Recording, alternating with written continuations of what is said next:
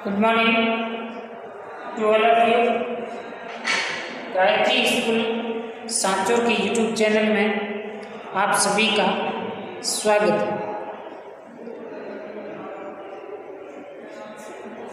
गायत्री विद्या मंदिर उच्च माध्यमिक विद्यालय सांचौर में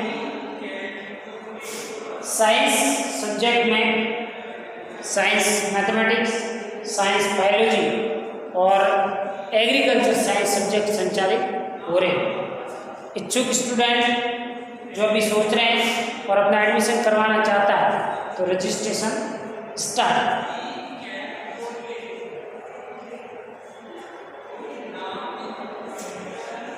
टॉपिक चल रहा था इरिगेशन, सिंचाई एवं जल विकास, जिसमें अपन ने सिंचाई की परिभाषा, सिंचाई का फसलों के लिए महत्व, सिंचाई की फसल के लिए क्यों आवश्यकता पड़ती है और सिंचाई के कौन कौन से साधन हैं, कौन कौन से स्रोत हैं जिससे सिंचाई के लिए हमें जल उपलब्ध होता है के बारे में डिस्कशन कर चुके थे। उसी के साथ एक टॉपिक इंक्लूड किया हुआ है जल विकास। जल विकास का मतलब क्या हुआ? कभी कभार क्या होता है, ज़्यादा बारिश हो जाती है और ज़्यादा बारिश हो जाने के कारण पूरा का पूरा खेत एवं भर जाता है। इसलिए हमें पहले से ही आपको जब भी पढ़ाते हैं बाजरे की खेती करनी, तो उसमें सबसे पहले आता है कि ब्लूई दोमट मृदा का चयन करना है और समुचित जल निकास की व्यवस्था आपको बना करके रखनी है। मतलब क्या समझ कि यदि ज़्यादा बारिश हो जाए और खेत जलमग्न हो जाए, खेत पानी से भर जाए, तो आपको जल को खेत से बाहर निकालने की समुचित व्यवस्था आपके पास होनी चाहिए। आगे बात सुन, ये यदि लंबे समय तक खेत भरा पड़ा रहेगा तो जल जाग के द्वारा जो आपकी फसल है पीली पड़ करके सारी क्या हो जाएगी, नष्ट हो जाएगी। तो ये साइंटिफिक परिभाषा क्या है कि मृदा में अतिरिक्त पानी को कृत्रिम विधियों के द्वारा खेत से बाहर निकालने की प्रक्रिया को जल विकास कहते हैं। या मृदा की सतह से अनावश्यक जल को खेत से बाहर निकालना जल विकास कहलाता है। आगे बात सुनो, अतिरिक्त एक्स्ट्रा हो रहे जल है उसको खेत से हमें क्या करना है, बाहर निकालना। ये है जल विकास।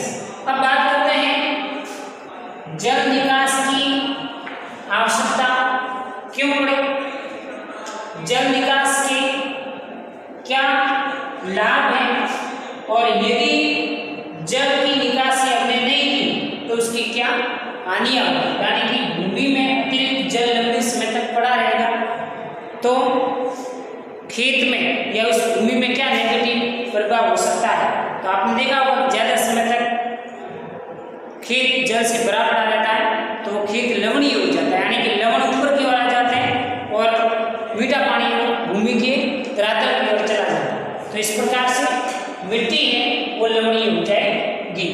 तो अब डिटेल से आपको बताते हैं जल विकास क्या होता है, क्यों इसकी आवश्यकता पड़ी, क्या इसके लाभ है और क्या इसकी हानि। परिभाषा मैंने आपको बता दी, मृदा में अतिरिक्त पानी को कृत्रिम विधियों द्वारा बाहर निकालने की प्रक्रिया को जल निकास कहते हैं।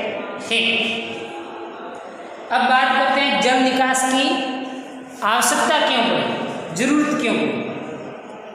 अधोभूमि में सख्त तय का उपस्थित होना जिसके कारण पानी नीचे की सतहों में नहीं पहुंच पाता, वह ऊपरी सतह पर ही एकत्रित हो जाता है, इसलिए आवश्यकता पड़ी।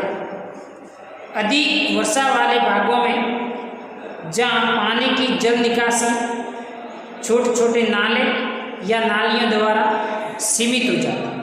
तीसरा, चिकनी भूमियाँ जहाँ पर भूमि के द्वारा कम मात्रा में पानी अवशोषित किया जाता है और अधिक पानी की मात्रा ऊपरी सतह पर एकत्रित हो जाती है, वहाँ पर जल की निकास की आवश्यकता पड़ती है। ऐसे क्षेत्रों में जहाँ पर भूमि में जल भूमि की ऊपरी सतह पर पाया जाता है, लवणीय मृदाओं में हानिकारक लवणों को खेत से निकालने के लिए भूमिगत जल के निकास की आवश्यकता होती है। यानी कि ऐसी भूमि जहाँ पर लवण पाए जाए तो आप क्या करें, खेत को मीठे पानी से भर करके कुछ समय तक पड़ा रहने दें और फिर वहाँ से इसको बाहर निकालेंगे तो आपकी जो लवण है वो भी बाहर चले जाएंगे। नेक्स्ट है नहरी क्षेत्र में जहाँ किनारों के खेतों में पानी निस्पंदन द्वारा एकत्रित हो जाता है, यानी कि भूमजल स्तर ऊपर आ जाता है तो भी फिर उसके कारण खेत भर जाता है, तो वहाँ पर भी ये कार्य किया जा सकता है। जो भूमियाँ जल क्षरण को प्रभावित होती हैं वहाँ पर कभी कभी जल क्षरण को कम करने के लिए जल निकासी के लिए रास्ते तैयार किए जाते हैं। समतल भूमियों में कुछ फसलें पानी में 8 से 10 घंटे रहने पर प्रतिकूल रूप से प्रभावित होती है, तो ऐसी अवस्था में जल निकास आवश्यक हो जाता है। वे भूमियाँ जिनमें फालतू जल शीघ्र नहीं निकाला जा सकता है तो वहाँ से आप करें। निचली समतल भूमियाँ में जहाँ पर खेत लंबे समय तक बढ़े रहते हैं, तराई या दलदल भूमियों में जहाँ पर ये काम किया जाए। अब बात करेंगे, ये तो थी आवश्यकता, जहाँ निचले इलाके जहाँ पर खेत लंबे समय तक बढ़ा पड़ा रहता है तो अपन उसमें फसल की बुआई नहीं कर पाते हैं, तो आपको जल निकासी करके खेत को सूखा करके फसल ले सकते हैं। दूसरा है जल निकास के लाभ। खेत से पानी निकालने के आपके फायदे क्या हैं?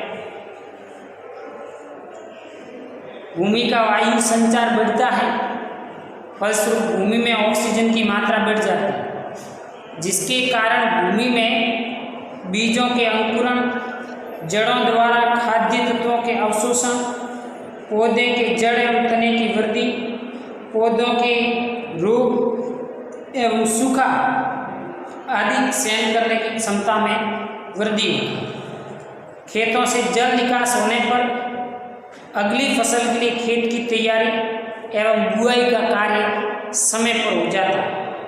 हानिकारक लवण भूमि की ऊपरी सतह पर एकत्रित नहीं हो पाते हैं और भूमि अनउर्वरक नहीं होती। मैंने भी कहा था कि लंबे समय तक खेत बड़ा पड़ा रहेगा तो आपकी खेत की लवणीयता है वो बढ़ जाएगी और लवणीयता बढ़ेगी तो खेत क्या हो जाएगा, खारा।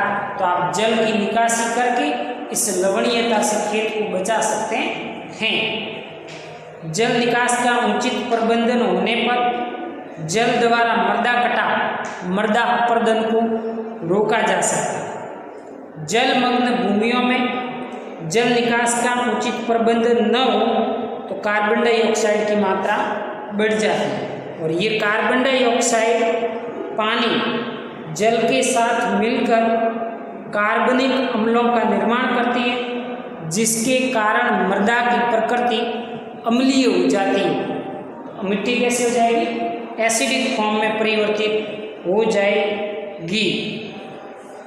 अम्लीय भूमियों में एल्यूमिनियम एवं लोहे के लवणों की मात्रा आ जाती है, जो फसल की वृद्धि एवं विकास के लिए बहुत ही हानिकारक सिद्ध होते हैं। उचित जल निकास होने पर भूमियों में अणुजीवियों की क्रियाशीलता बढ़ती है, जो फसल वृद्धि के लिए अपरोक्ष रूप से लाभदायक है। जल निकास की सुविधा होने पर पौधों के खाद्य तत्वों का भूमि में निक्षालन की क्रिया के द्वारा ह्रास कम होगा तो वो आवश्यक पोषक तत्व फसल को मिलेंगे, भूमि की अधिक गहराई में नहीं जा पाएंगे। जल निकास होने पर भूमि का तापमान भी अधिक नहीं होकर के गिर जाएगा, जो फसलों की वृद्धि और विकास के लिए उपयुक्त रहेगा। भूमि दलदल होने से बच जाएगी, जिसके कारण आप अपनी एग्रीकल्चर एक्टिविटी सफलतापूर्वक कर सकते हैं।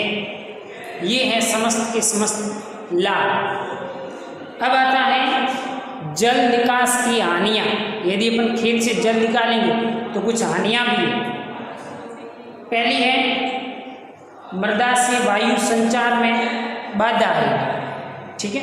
यदि खेत से जल नहीं निकालेंगे तो मिट्टी में वायु का संचरण नहीं हो पाएगा। वायु का संचरण नहीं होगा तो मिट्टी में रहने वाले लाभदायक जीवाणुओं की मृत्यु हो जाएगी, जो मृदा की अनउर्वरता को प्रदर्शित करेंगे। हानिकारक लवण भूमि पर एकत्रित हो जाएंगे, जिसके कारण मिट्टी लवणीय हो जाएगी। लाभदायक जीवाणुओं की क्रियाशीलता पर नेगेटिव प्रभाव पड़ेगा। जड़ों का पूर्ण विकास नहीं होगा, जड़ कम गहराई पर जाएगी, जिसके कारण पादप को आवश्यक पोषक तत्व उपलब्ध नहीं होंगे। भूमि दलदल हो जाएगी। मृदा का अपर्दन, मृदा का कटाव को बढ़ावा मिलेगा। भू परिष्करण यानी कि एग्रीकल्चरल एक्टिविटी, जुताई इत्यादि कार्य यदि आपको करना तो उसमें बाधा उत्पन्न होगी और बीमारी एवं हानिकारक कीटों का प्रकोप बढ़ेगा, जिसके कारण यहाँ पर प्रदूषण की समस्या भी क्रिएट हो सकती है। ये है जल नहीं निकालेंगे तो हानि। कल डिस्कस करेंगे जल संरक्षण के बारे में। जल संरक्षण क्या होता है, जल संरक्षण की कौन कौन सी विधियाँ होती है और वो हमारे लिए किस प्रकार से लाभदायक होता है।